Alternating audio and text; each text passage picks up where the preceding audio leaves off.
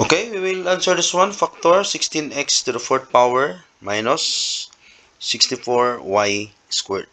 Okay, so this topic is all about difference of two squares. So, i-factor natin itong 16x to the fourth power at saka itong 64y squared. So, dalawang factor yung hanapin natin dito. Ang first, factor natin itong 16x to the fourth power. So, 4. Kasi 4 times 4, that is 16.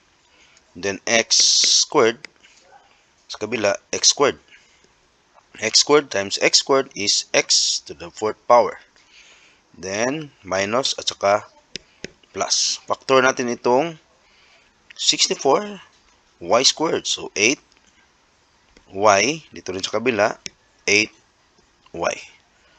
Okay, so sa choices natin, okay, tingnan natin sa choices, letter C is the correct answer.